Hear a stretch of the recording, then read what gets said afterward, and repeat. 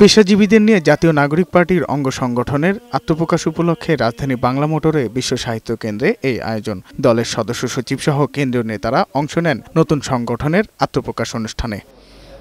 এ সময় এনসিপির সিনিয়র নেতারা বলেন, পেশাজীবীদের দায়িত্ব পালনে কোনো দলের পরিচিতি থাকতে পারবে না। আমরা দেখছি যে আসলে তারা বিভিন্নভাবে আবার সেই পুরনো সিস্টেমেটিক জায়গাটাই বাংলাদেশকে নিয়ে যাওয়ার চেষ্টা করছে। আমরা যদি অদক্ষতার পরিচয় দিই, আমরা যদি অপেশাদারিত্বের পরিচয় দিই, তখন আপনারাই আমাদের জবাবদিহিতার মধ্যে রাখবেন। দলের মুখ্য সমন্বয়ক বলেন, আত্মমর্যাদার প্রশ্নে এনসিপি কোনো ছাড় দেবে না। আগামী নির্বাচনে ভারতকে নাক না গলানোর পরামর্শ দেন তিনি। আমরা কোনো দলের কাছে সিট নেগোসিয়েশনের জন্য যাব না ইনশাআল্লাহ।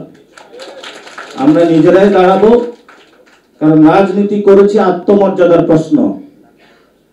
আত্মমর্যাদার প্রশ্নে আমরা এক বিন্দু ছাড় দিব না। সিট বন্টনের পলিটিক্স বাংলাদেশে আর চলবে না। আর দলের সদস্য সচিব বলেন, প্রতিযোগিতা হবে রাজনীতির, অস্ত্রের নয়। নির্বাচনের এখনো তফসিল ঘোষণা করা হয় নাই, কিন্তু বিএনপি জামাতের মতো দলেরা তারা অস্ত্রের মহড়ায় তারা কে কার থেকে এগিয়ে যাবে সেই প্রতিযোগিতায় তারা লিপ্ত হয়েছে। বাংলাদেশের 24-এর অভ্যুত্থানে অংশ নেওয়া এই জনগোষ্ঠীকে আপনারা কখনো অবহেলায়, আপনারা কখনো তাদেরকে অগুরুত্বপূর্ণ ভেবে রাজনীতি করার পরিবেশ আপনারা তৈরি করতে পারবেন না। মানবতা বিরোধী অপরাধে দণ্ডপ্রাপ্ত হাসিনাকে ফিরিয়ে দিতে ভারতের প্রতি আহ্বান জানান আক্তার হোসেন। কোন একজন গণহত্যাকারী, মানবতা বিরোধী অপরাধী, তার ইচ্ছার উপর নির্ভর করে কোন একটি দেশ তার ডিপ্লোমেসি সাজাতে পারে না।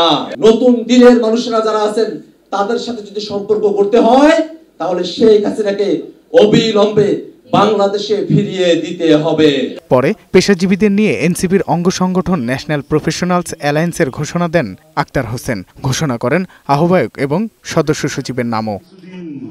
সাজ্জাদুর রহমান, বৈশাখী সংবাদ, ঢাকা।